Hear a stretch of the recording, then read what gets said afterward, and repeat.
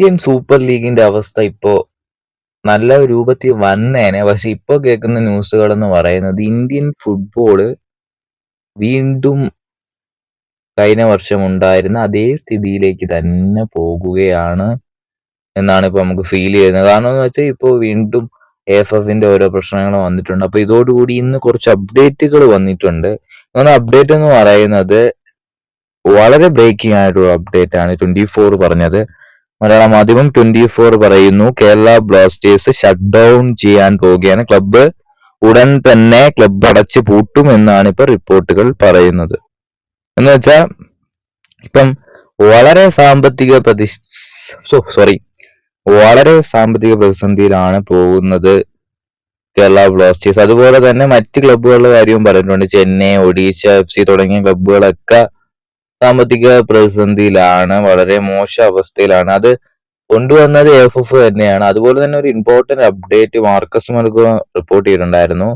Indian football top tier ലീഗിലുള്ള 148 കളിക്കാരെയും contract തീരാനായിട്ട് പോവുകയാണ്.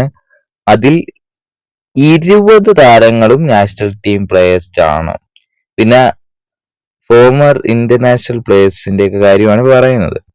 പിന്നെ ക്ലബിലുള്ള ഫോറിൻ പ്ലേയേഴ്സിന് വേറെ ടീമിലേക്ക് പോകാനുള്ള അവസരമുണ്ട്. അങ്ങനെ ഒരുപാട് കാര്യങ്ങളുണ്ട്. എല്ലാ ടീമിലെ ക്ലബുകൾക്കും ഈ വർഷമൊക്കെയുള്ള കോൺട്രാക്ട് ഉള്ളത്.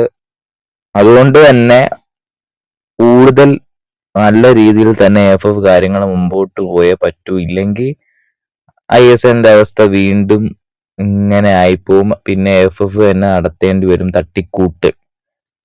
അതുകൊണ്ട് തന്നെ ഇപ്പൊ ചെയ്യേണ്ടതെന്ന് വെച്ചാൽ ലീനിയർ സ്പോർട്സുമായിട്ടുള്ള ആ ഒരു മീറ്റിംഗ് നല്ല രീതിയിൽ തന്നെ പോകട്ടെ എന്ന് തന്നെ പറയാൻ പറ്റൂ. ISL നടന്നേ പറ്റൂ. പ്ലേയേഴ്സിന്റെ കാര്യവും വളരെ മോശമാണ്. അതുപോലെ തന്നെ ക്ലബ്ബുകൾ വളരെ സാമ്പത്തിക പ്രതിസന്ധിയിലാണ് പോകുന്നത്. AFF വന്നോടുകൂടി AFF എന്ന ഫെഡറേഷൻ വളരെ മോശമാണ് എന്നാണ് നമുക്ക് പറയാനായിട്ടുള്ളത്.